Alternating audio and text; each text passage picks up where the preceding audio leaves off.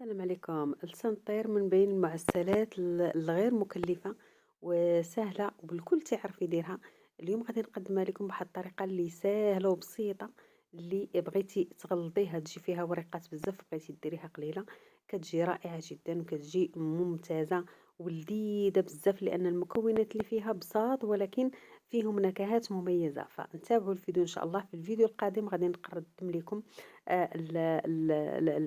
لسان الطير بواحد الطريقة مبتكرة اللي أنا درتها وعجبتني.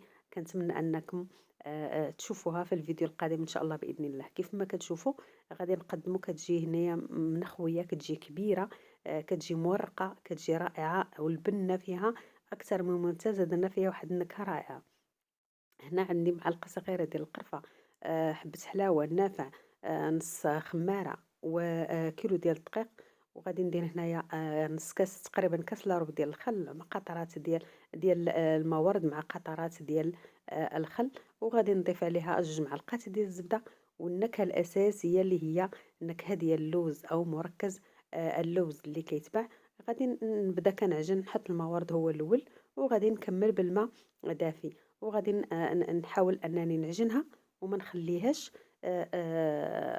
جارية شوية. غنديرها بحال المسمن، لكن قصح من المسمن واحد شوي. وغادي نخليها واحد المدة ديال ساعة مغطية ببلاستيك باش هكا غادي ترطاب، وكتجيني رائعة جدا وكتجي خفيفة وممتازة. كنحاولوا ندلكوها بهذا الشكل هذا. هنا راه كتبان لينا مازال قاصحة، ولكن مع الدليك مع الراحة غادي ترطاب، وغادي نشوفوا كيفاش غادي تولي خفيفة وتولي رائعة جدا. غادي نخليها ترتاح واحد المدة ديال نص ساعة، نغطيها بالبلاستيك. هنا غنعاود نخدمها كيف ما كتشوفوا، وغادي نديرها واحد الحرب اللي هو طويل من بعد ما خدمتها. ومن بعد غادي نقطعها قياس القريصات ديال التريد، كيكونوا صغيورين، لان حنا غادي نديروها رقيقه باش كتجينا هشه وتجينا ممتازه، وكتعطينا داك التوريق وهذيك الورقات اللي تيبانوا رائعين. هنا مازال رانا غادي نقسمها على جوج. تقريبا غادي نشوفوا الكميه ديال القريصات اللي خرج منها. هادو هما الكريسات اللي خرجت منهم، حاولت انني نديرهم بشكل مستطيل. شوفوا العجينه كيفاش ولات.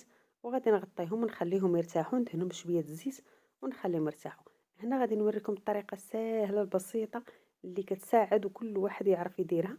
كناخذ هذيك الكريسه اللي صغيره وتنحطها ما بين ورق الزبده اللي كنكون دهنته بالزيت، وغنحاول انني نسرحها بالمدلك على شكل مستطيل، باش هكا ما كنضيعوش بزاف ديال الدبري او بزاف ديال الكسور اللي كطيح لينا منها.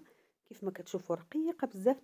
غادي نمشي ندير الرداد الكبير، انا عندي هنا رداد كبير، غادي نقلبو على الظهر ديالو، غادي نخدم على الظهر ديالو باش الزوائد ديال العجينه او الورقه الا طاحت عليه من الجناب ماشي مشكل. اما الا درتو على وجهه فدائما كنبقى مقيده بديك الدائره اللي كاينه. كيف ما كتشوفوا ما كنخليش حتى كيطيب، وغادي نلفو ونحاول انني ما نضغطش عليه بزاف، فقط البدايه تكون شويه مزيره، ومن بعد كنبدا نخلي الفراغات شويه باش كيعطيني دوك التوريق. هنا غادي ندهن بشويه الماء ديال الدقيق. بغيتوها رقيقه كديروا لفه وحده على قرصه وحده. انا لا، انا درتها على جوج لفات، على جوج القرصات، لان بغيت الورق اللي كيكونوا فيها كيبانوا ملي تنقطعها. كتعطيني واحد الحجم كبير وكتجي رائعه جدا. كيف ما كتشوفوا كنحاول انني نلصق وحده بوحده بالدقيق، وغادي نجي لاخر المسمنه.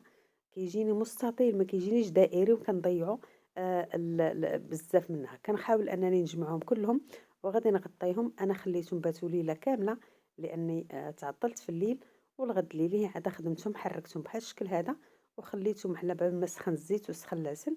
وغادي نبدا كنقطع وتنحط في الطاوه. غادي نوريكم طريقه الطياب باش كتجيكم طايبه حتى من الداخل، وكتجي رائعه وكتجي منفوخه واحد شويه وكتشرب العسل. غادي نخليها ترتاح على بال ما يسخن الزيت، وغادي نقطعها بهذا الشكل هذا بالموس يكون ماضي مزيان، وباش ما يجينيش مشنتفه. ونديرها على شكل لوزونج. كنميل يدي وكنجمعها كطريقه القلي. بعد ما درت القليه الاولى كنطفي العافيه وكنخليه واحد المده ديال 30 ثانيه. عاد غادي ناخذ الكميه اللي بغيت نديرها في الطبيصيل، ما نبقاش نهز بالوحده بالوحده لانهم غاديين يتفكوا. فملي تيكونوا كتار وكيتزاحموا كيشدوا على بعضياتهم ما كتخرجش لنا البرقه من الوسط. انتبهوا لهاد القضيه راه ضروريه. كيف ما كتشوفوا انا غنوريكم راه مازال ما شعلتش العافيه، انا عاد شعلتها ومازال الزيت راه سخون. الا كان الزيت سخون بزاف مع كتحطوها كتحل من الداخل وكتخرج منها العجينه الا كانت ما مشداش مزيان. اما ملي كتكون الزيت هاديه واحد شويه وكتكون كثيره، حطيتي واحد الكميه اللي كثيره فكتمسك بعضياتها وكتشد بعضياتها وما كتخرجش وما كتبقى لينا في الشكل ديالها كيف ما كتشوفوا. شوفوا ما شاء الله. غادي نخليها حتى طيب تحمر، غير شويه ما تخليوهاش حتى يولي لونها داكن فقط تولي صفراء.